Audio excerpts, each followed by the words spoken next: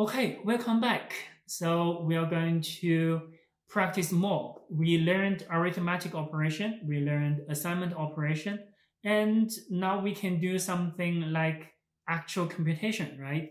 And the computation is easy. We want to do some comparison. We want to know if we have one value and the other value, we want to know what is the relationship of between them. And those comparison is called relational operations. So the relational operation will be also called a Boolean expression because when you do the comparison, you will get some results as true or false. For example, if you are going to compare x with y, you can compare x bigger y, which means x is greater than y in terms of the value, and you are going to get the result either it is true or it is false. If x is less than y, or x is bigger or equal or at least equal or no less than y, or x is less or equal to y, or x is no greater than y, or x is equal to y. So pay attention to this double equal here because single equation will be assignment operation. When we do the comparison or when we have the relational operation, we have to use double equal to indicate we are going to compare the value, not assignment. And not equal to y, which means x and y has different value. So all the expressions and the meanings will yield a true or false results. And the true or false results is corresponding to another data type that is Boolean data type. That either be true or false. And we can call it a bool. And the bool is a predefined data type. It has a true or false, and that's are the two only values for this data type. And make sure you capitalize the true and capitalize the false, or T of if, because it has a special meaning.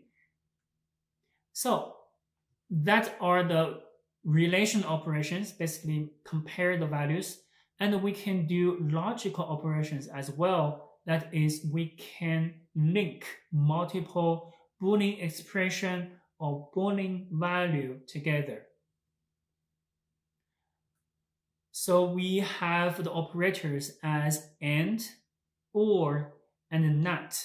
So to learn the logical operations, it will be best for you to prepare some truth tables. That is when you have operands as true or false and operands as and or not, what will be the result? We are going to do that in our labs and assignments. And so far, I'm going to just show you the truth table of the result of the logical operations. So the AND operator, it's corresponding to our common understanding. The AND operator requires that both sides of the operator will be true so that we can have a true answer. Either side is false will result a false result. So that will be our truth table. False and false will be false, of course. False and true, or true or false, will still be false because we require both sides to be true and to get a true. That is, true and true will be a true of the result of the operation. For the OR operator, it will be something different. For the OR, we only require one of them to be true so we can have a true result. So the truth table for the OR is quite straightforward as well. When we have a false and a false, because none of them is true, so we have a false.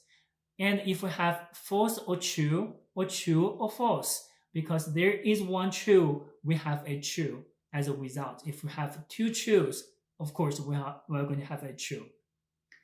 And the short circuit evaluation is when we decide a value of a compound Boolean expression using the logical operation. We may only do part of the operation because we learned For example, for the OR operator, we require at least one operand is true. So if we have the left operand is true, we don't have to do the right operand, because no matter it is true or false, we are going to get a true as the result, right?